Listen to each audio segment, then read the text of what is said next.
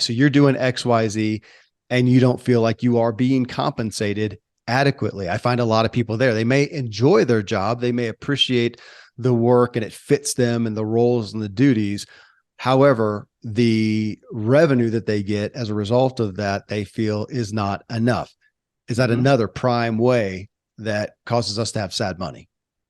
Exactly. Like school teachers in North America are Right. getting paid less than they should. Like in other countries, like in Japan, school teachers are a highly respected job and they get paid very well. So a lot of young people want to be a school teacher in the Mm. future. But in North America, it's a very important job, but I think everybody agrees. But the same respect and also financial compensation is not there. So if you're pursuing a career like that, there will be a conflict between what you love to do and also the compensation of financial rewards. So if that is the case, it could be conflicting.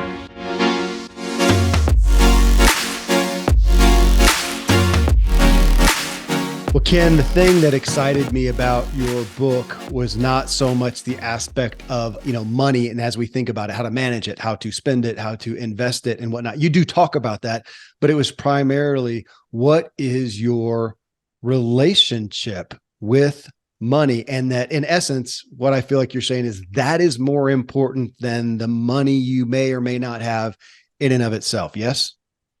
Yes, Kevin, you said it right on at the in the first 1 minute of the whole Okay. entire. We're done. We can go about our day now. Okay. Okay. Yes, you said it exactly right. I think, and I think when you take a look at life, relationship is everything. If you have a bad relationship with your partner, with your kids, or with your clients, your life could be very miserable. And I think money touches every area of your life. So if you have a lousy relationship with money, your life could be so stressful.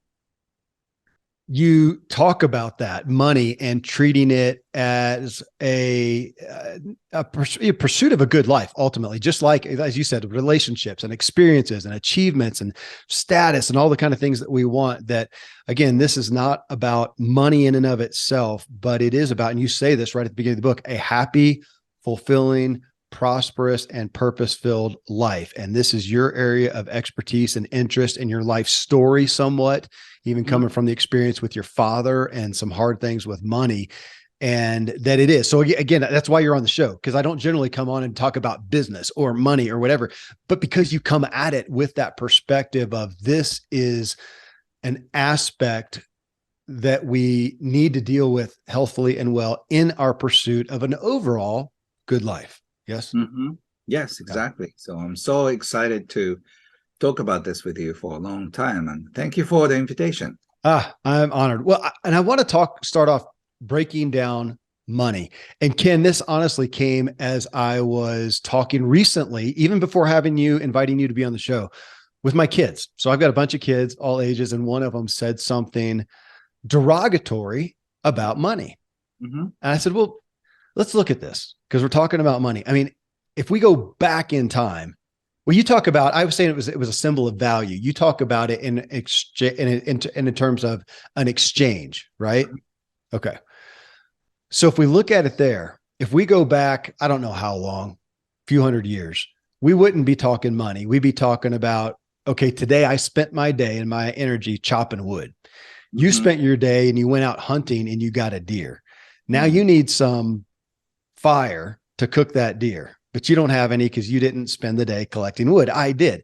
I could use some deer and I've got wood. Can we exchange value and both have what we need? Some meat and some fire to cook it. And we just exchange it, no big deal. In essence, I mean, that is the heart of money. We're just talking about an exchange. Is that, I feel like that puts it in a different light than what we associate with it today. Yeah. Yeah, so money was a simple thing. I talk to thousands of people all the time, and I ask my audience, what is money? And we all agree, like paper and coin. In terms of currency, we think it's money. But since we have so many other things, we are so confused. So I agree with you 100%. Go back to the old time when money was very simple. Yeah. And I'm thinking if I was self-sufficient, so I have some land, I grow all my stuff. Yeah. I hunt, I have wood, I build a home and whatever. If I totally 100% self-sufficient, Hmm. I don't need money. I Hmm. don't need money. I'm not personally. I'm not self-sufficient. I did not knit these clothes. I Uh-huh. don't grow cotton and whatever things, and I don't knit clothes. Therefore, I need to find somebody who can make some clothes and give them something of exchange. I could give them yeah, a material item if I had something that they care for. If I didn't, I could try to provide a service. If I don't have something there, I've got to give them something of value. I mean, this is the heart of money. It feels like we have lost sight of, yeah, just the core essence of what we're doing here. And I feel like if we get that, that's why I ended up talking to my kids about it. If we would kind of understand what this is, it's an exchange, it might soften our often negative perspective about it. Yeah. So I wish that all of us were taught kindergarten or Mm-hmm. grade school. Money is this way. You put something out and you get something in Yeah. return. So we are supposed to give to the society, and whatever you give out, you receive. So as you said, Kevin, if you love chopping wood, I think that's what you should do.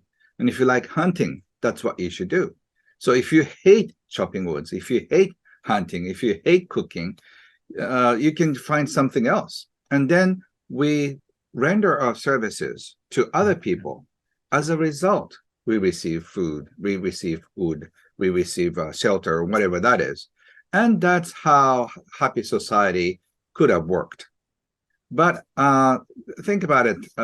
You're happy living your very simple life, and then soldiers came in, and they said they have to, get 20 or 30% of your crops or your Right. just whatever it is as a tax, and then you don't agree, but you're threatened, so you have to render certain things to taxes. That's when everything gets a little tricky, because we every one of us is working hard, but these guys or like the kings, they don't do anything. So like we feel like something is deprived of us.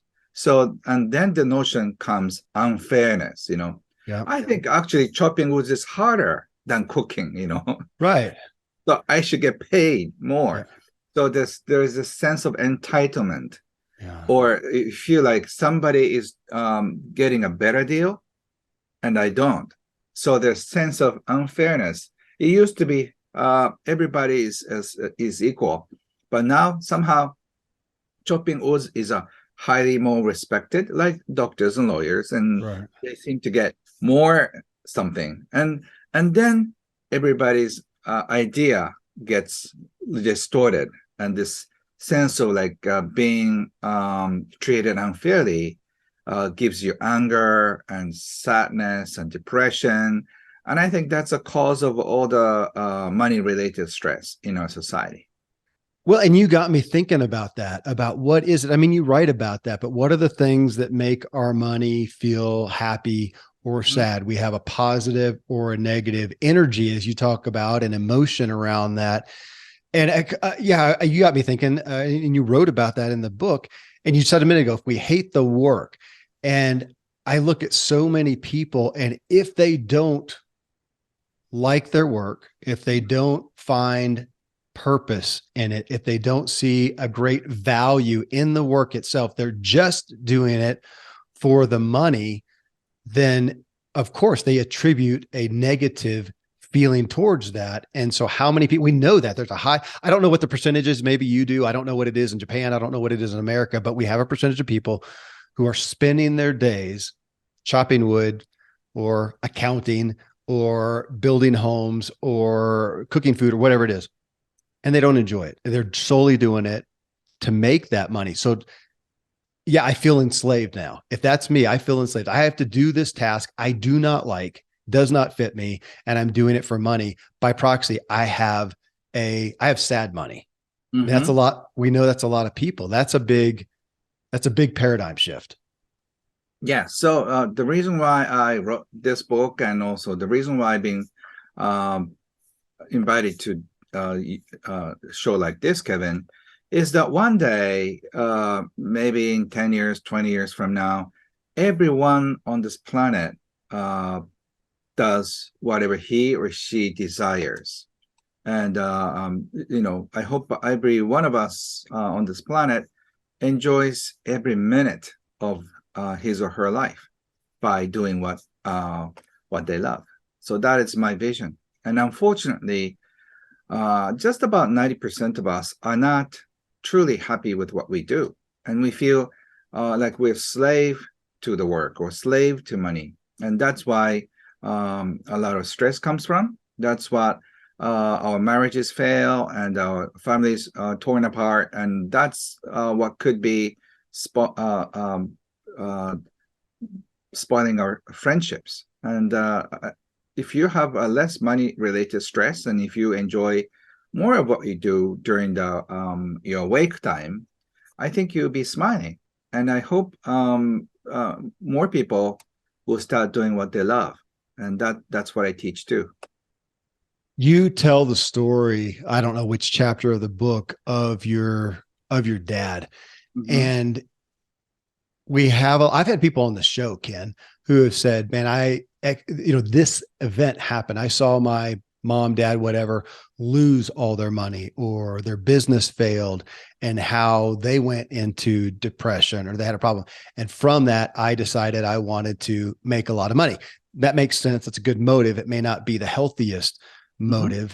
Mm-hmm. And you had a story of that too. Your dad had a job or a business, enjoyed it, and then had this tragic accident, which is one of his, one of his clients. Well, you tell it real quick. You tell the story. Yeah, so my father's was a very successful tax accountant. He had one of the largest practice in a town called Kobe. It's famous for Kobe beef. And then one day, his clients committed suicide, and not only committed suicide, he killed the entire family of 4, and then committed suicide. It's called a family suicide. To avoid the disgrace and dishonor of bankruptcy. So my father, as accountant to his best friend and his client, he advised bankruptcy, but he was ready to give his best friend's family some money, to start over after filing bankruptcy, because all the money he gave to the family would go to loan sharks if he didn't file bankruptcy. But he was a Japanese man, traditional man. He doesn't talk. Maybe American men are like that many years ago. Right, right. They don't talk, and even among best friends. But he so regretted that he didn't at least say, I'm going to help you if you file bankruptcy. He regretted so much. And after losing his best friend, and also my grandmother, his mother passed away around the same time. That really put him in the edge, and he went into depression. Before, we were a very happy family. We formed a band. My father was a big fan of Elvis Presley. So yeah. He was dressing a white suit and an electric guitar and loud sound, which was very embarrassing, but we were very happy. But he never touched the guitar again. The drum set was, got rusty, and there's no music afterward in our family. And after that, he got into depression. So since I was 10 or 11, I started this quest for meaning of money. So we had money because my father was very successful before retiring into depression. So we were financially okay. But I wanted to know, what is money? It could kill entire family. And also it could turn somebody into a very sad, depressing person. So I think my quest is still on, and I'm just searching. I'm grateful that you brought it here. I mean, that could have given you a very negative view of money. I'm grateful it took you the other way, but yeah, so many people have seen their parents toil away to try to earn and work at jobs. My experience with that with someone like that is they saw their parents do something that was not fulfilling. Mhm. And well, even on that, and you talked about that, Ken, about working at something that you love. That comes up a lot. And I think people struggle with that, thinking that, okay, if I'm going to find something I work I love, work I'm passionate about, that comes up a lot. It has to just be all fun. I don't find that necessarily. Speak to that. I mean, does that mean it's just all fun and games all day long? Is that what you're talking about? Find a job that is just nothing but fun and play. Mhm. So in the process of finding your life work, life mission, there will be a lot of hardships too, because there are so many traumas around what you love.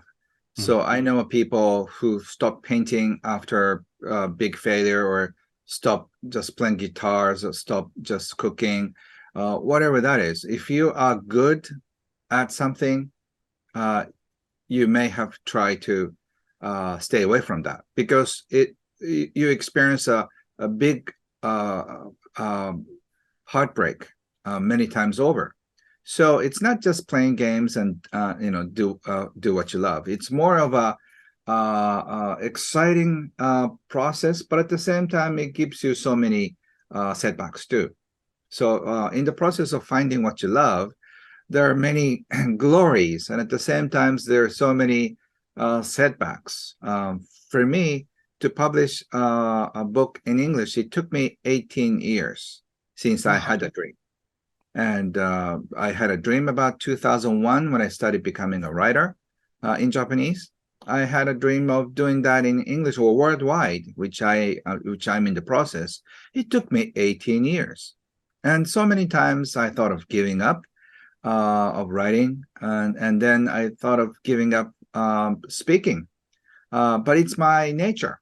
So we do things to sort of avoid looking at the direction that we Mhm. we are truly drawn to.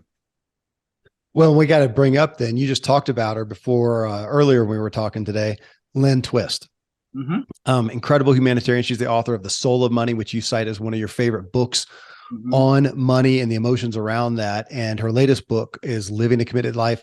And for everyone listening, I think she was on, it was fall or winter of 2022 that we had her on the show talking about that. And that's what she's, find that thing that plucks your heartstrings, it calls to you, that's a passion, that's a burden, that's whatever, but something that just, that draws you, and go after that and commit your life to it. But like you say, I appreciate that. There's going to be trauma around that too. If it's something of worth and value to humanity and to you, there's probably going to be some trauma and heartbreak. So, but it's what calls to you. It is something that you have a deep emotional care for, but doesn't mean that that's going to be just all fun and games.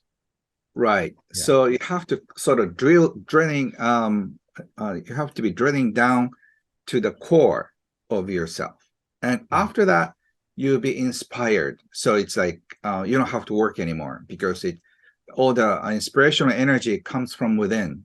So you don't need the motivation once you're connected with your source. Yeah. Well, looking at the negative feelings around money specifically, and we talked about that. If you're not proud of what you do, if you're not enjoying what you do, you're probably going to have negative feelings around money. The other, or another one, and you talked about that in the book, is it's kind of the it's not fair aspect. And would you say that that comes up a lot when your income doesn't feel commensurate to your perceived effort or the value? So you're doing XYZ and you don't feel like you are being compensated adequately. I find a lot of people there, they may enjoy their job, they may appreciate the work and it fits them and the roles and the duties. However, the revenue that they get as a result of that, they feel is not enough. Is that Mhm. another prime way that causes us to have sad money? Exactly. Like school teachers in North America are Right. getting paid less than they should. Like in other countries, like in Japan, school teachers are a highly respected job, and they get paid very well. So a lot of young people want to be a school teacher in the Mhm. future. But in North America, it's a very important job, but I think everybody agrees. But the same respect and also financial compensation is not there. So if you're pursuing a career like that, there will be a conflict between what you love to do and also the compensation of financial rewards. So if that is the case, it could be conflicting.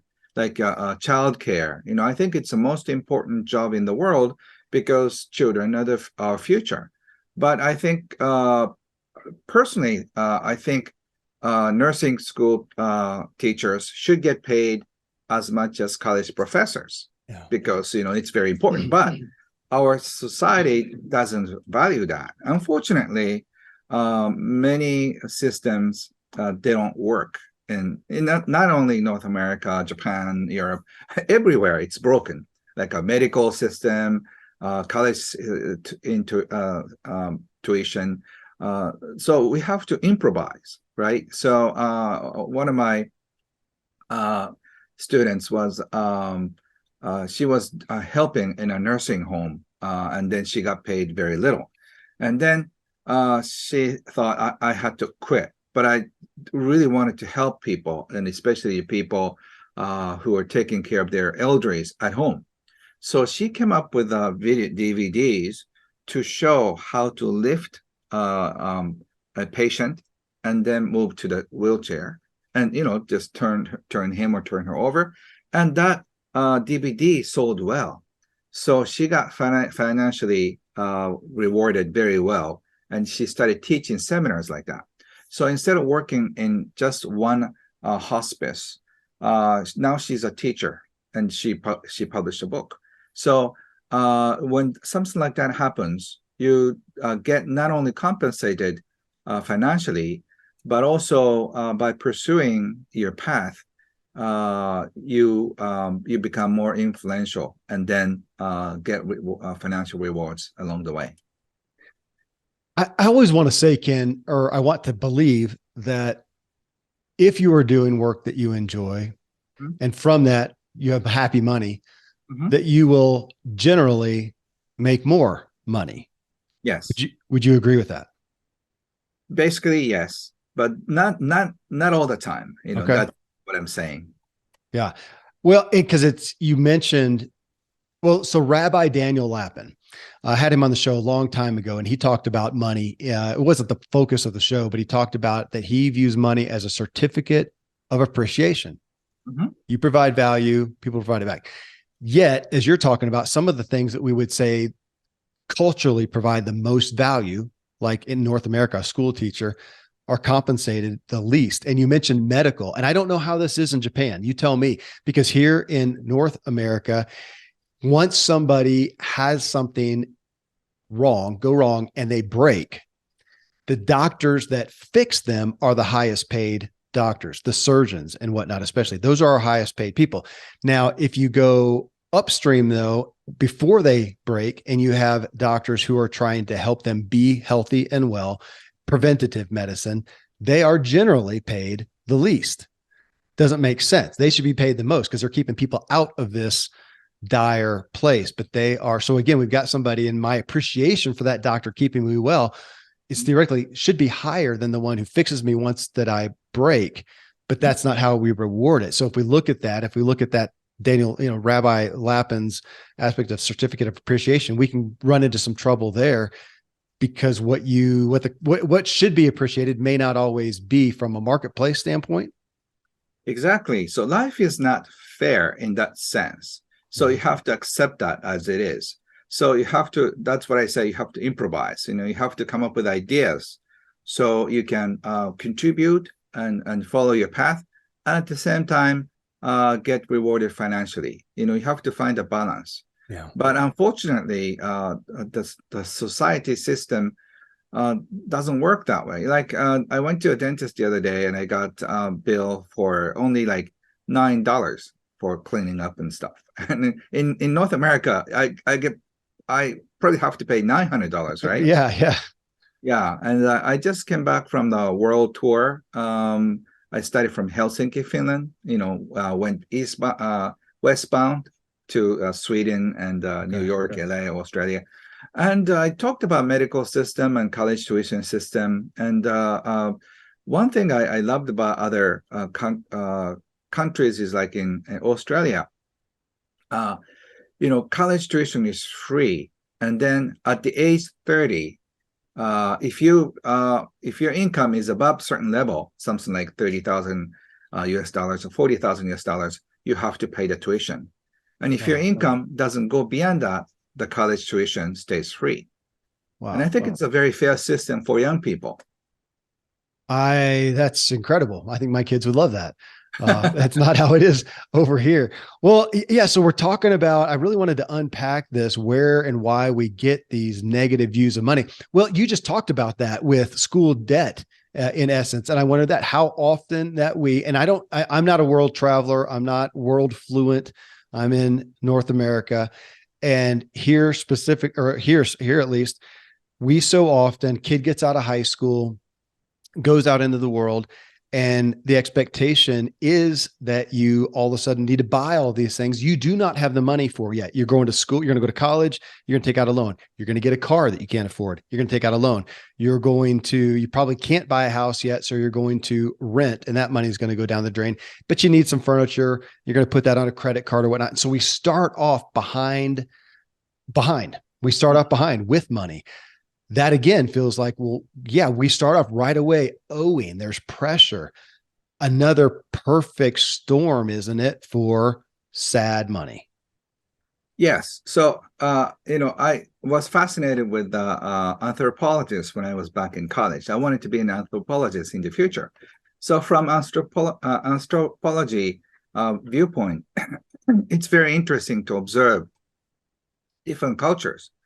So if you're born into North American system, the college education and the medical bills could be the big burden, but you get other good things as well. So you have to understand what's going on in your society. If you're born into Japan, if you're born to France or Finland, your life would be very different. And also, if you're born into other countries which are not financially well off, your life would be so hard too. Yeah. So you're lucky to be born in one country, but it comes with a package. So you have to know, and I think that those are the things that you should teach at school. Yeah. If you're born in US, you probably have to be careful with guns and also certain things, but you have this. So in North America, you get all the good ones and bad ones this way.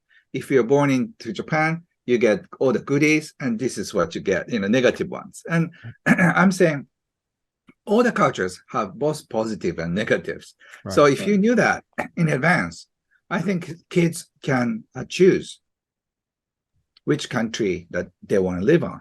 And if all the governments are voted like a popularity vote, they have to work against one another. So I think it'll be more efficient, and but it's going to take some years because we are so isolated.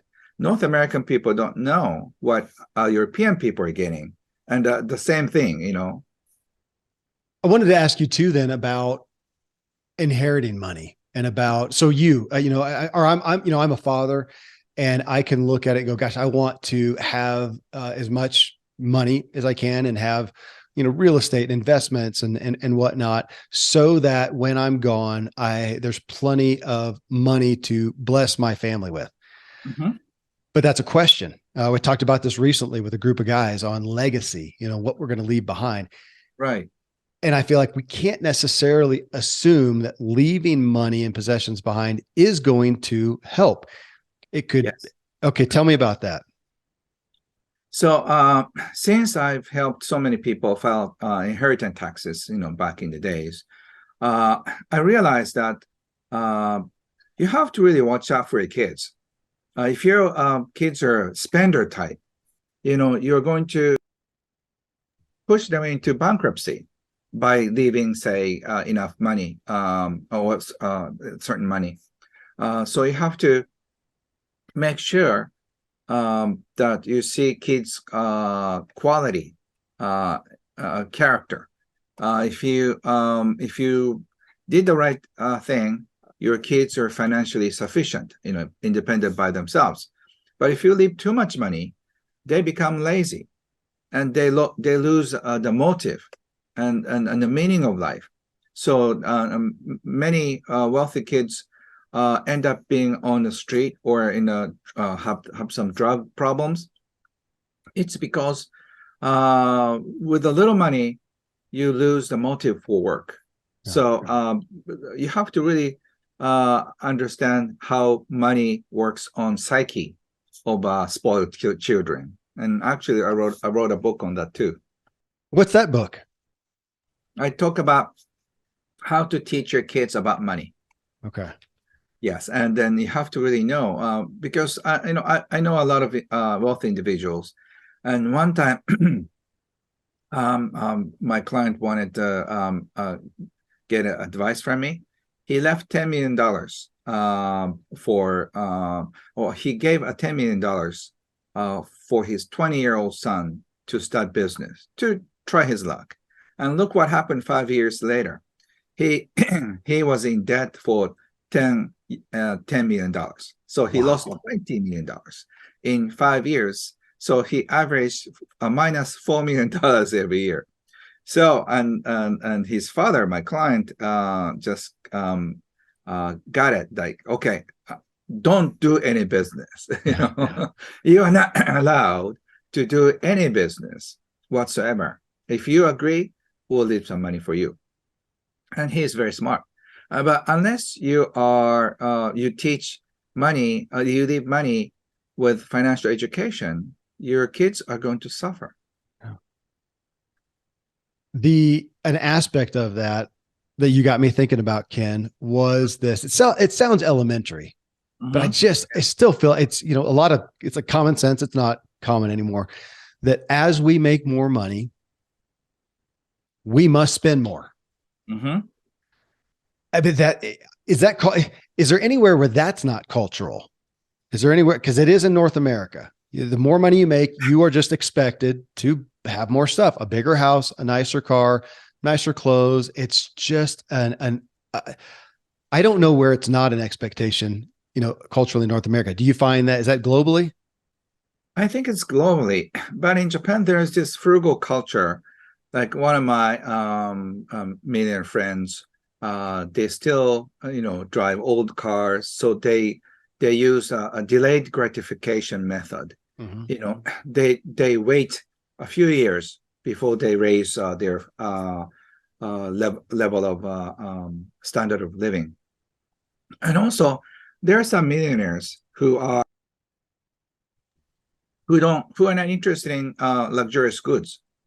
So some millionaires, happy millionaires, know the boundaries, and also they don't want to dance with all the marketing songs that they play in the TV and other places.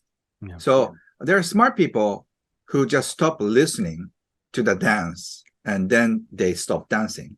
And also there are people who dance, like crazy with all the marketing songs too. And those are the people who'd file bankruptcy when the business goes down. So I've seen so many people dance all night and then they file bankruptcy at the dawn of the economic crisis. So every 5 years, I see people like that. I've seen people like that in cryptocurrency field. I've seen it in real estate. I've seen in IT business. You have to really know that their economy goes up and down, and you have to know not always a good time stays. Yeah. I mean, your core aspect of looking at money as energy. So I just talked about a whole lot of, in essence, circumstantial things around money, what you do for work. Do you enjoy it or not? Do you feel compensated, enough? Were you just given the money and you don't feel proud of it?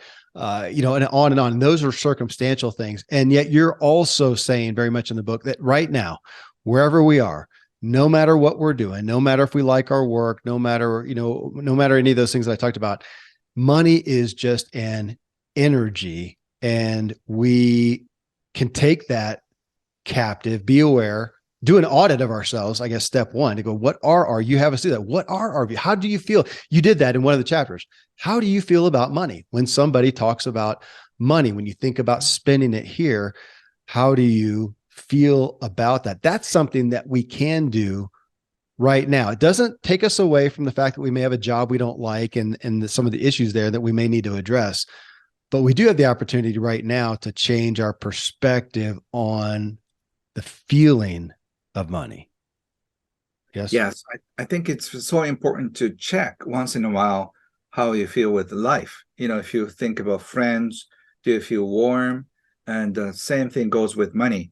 When you think of money, does that give you a warm feeling, like very happy, generous, friendly feeling toward money? If your relationship is like that, you are living a beautiful life.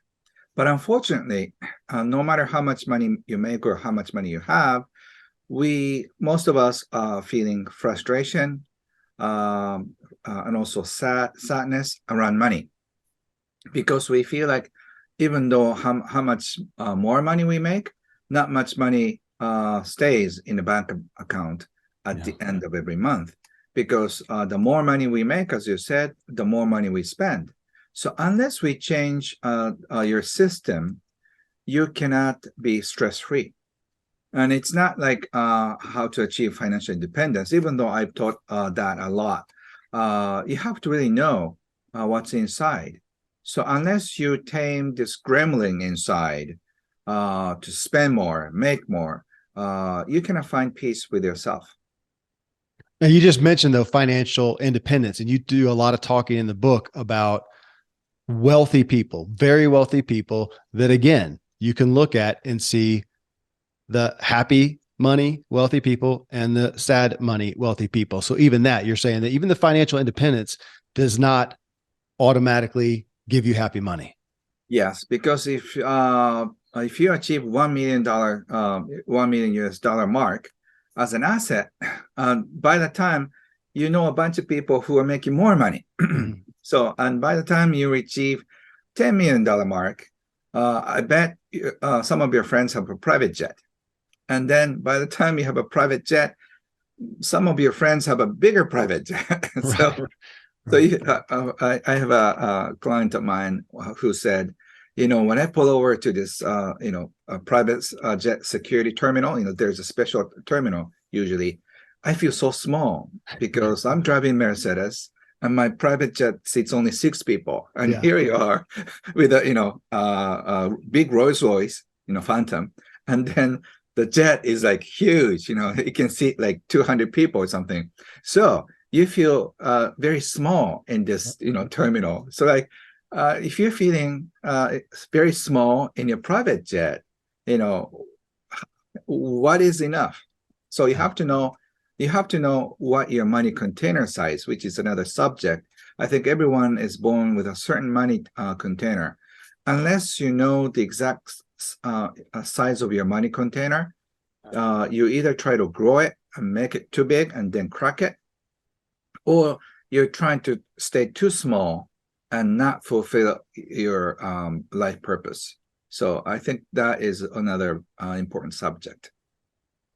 I want to ask about, so Ken, I was, preparing to talk with you, and I had a class that I lead with a group of people today. And we were talking about business, they're business owners, and we were talking about some marketing aspect, and yet somebody said something, and I thought of you and happy money, sad money, the energy behind money. And legitimate question. We mentioned doctors. Okay. So let's say that you go, no, let me take something that people don't have insurance for generally. Let's take a car problem. So the car mechanic. So you're going along, it's a good day, and boom, something goes wrong with the car, or the tire blows out, and you got to buy around here. If your tire blows out, we all have all-wheel drive cars up here. So you can't have dissimilar tires. So one tire blows, you got to just get a whole new set, get $1,000. So here's $1,000 day, right? And I take it into the mechanic and they fix it. I wish that hadn't happened. That did not have to happen. That tire would not, to me, it's a wasted $1,000. It is sad money in my hand, and I'm handing it over with a bad attitude. So I'm handing it over sad. Now, on their side, what's interesting to me as a business owner is they have a business that often is involved with sad money. Nobody wants to take their car to the mechanic. unless they're trying to make it souped up and fast or something like that. But most people do not want to take their car to the mechanic. If they're going there, it's because something went wrong. They're having to spend money they do not want to spend. So it's a sad money exchange. What do you do with that on both sides? So if I'm the consumer, it's a sad money exchange. But if I'm a mechanic, how do I address the reality that I'm getting sad money? Great question. Kevin, I'm so loving this conversation with you. I have to tell you. Thank So, you. Thank you. the Likewise. exact same thing happened to me a while ago. I have a few houses, and one is up in the mountain, like Colorado. It snows in the winter.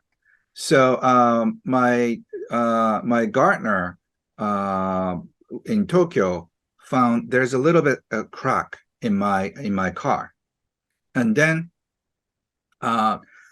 my gardener said, "Sir, I think that this could be dangerous if you just go up in the mountains."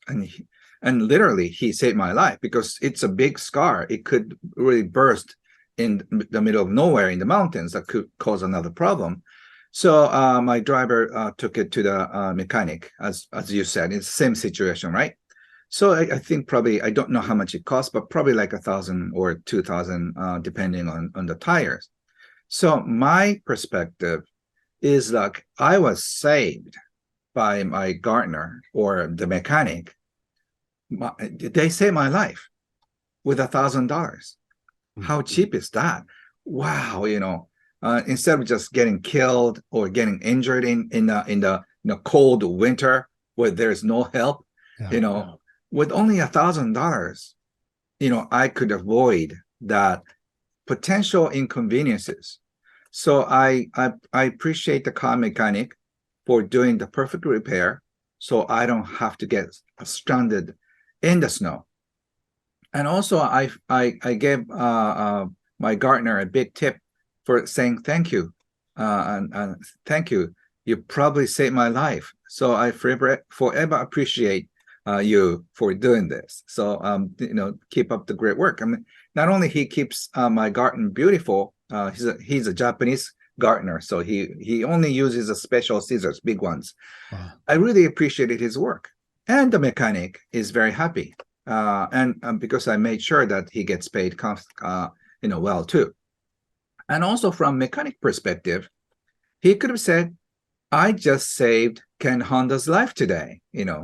What a great day," because he's impacting millions of people's lives. So by giving him a service of exchanging tires, not only I get a new $1,000, I saved his life, and or potential inconveniences, and I got a bonus. What a great day! So I could end my day by appreciating, what, just $1,000 may hurt, but my life and avoiding potential danger is far more valuable. So thank you, and I'm glad I have extra $1,000 that I can pay.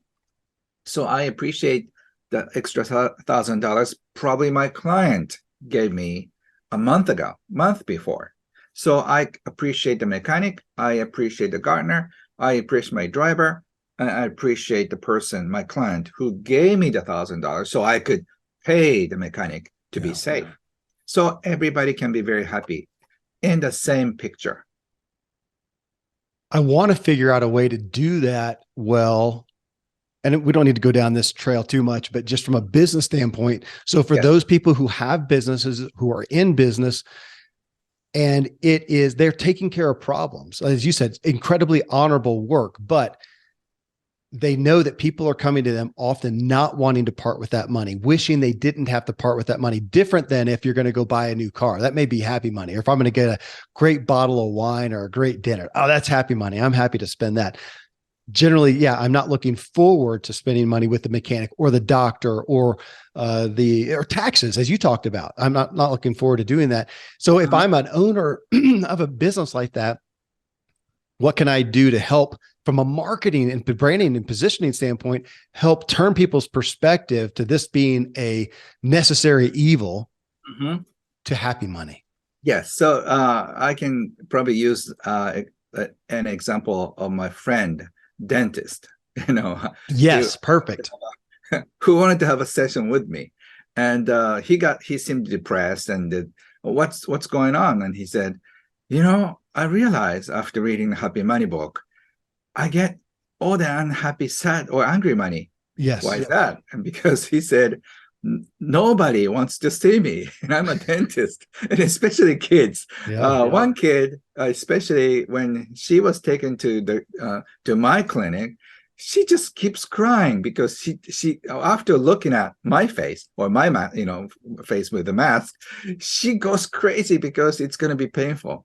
And okay, got it. And I had a chat with him for like half an hour, and just I let him express his sorrow of being just such a monster for kids, and also even adults. They don't necessarily want to come visit a dentist, right? Yeah. Maybe if it's a nail polisher, a lot of women want to go there, but not a dentist, right? I think it's a universal thing.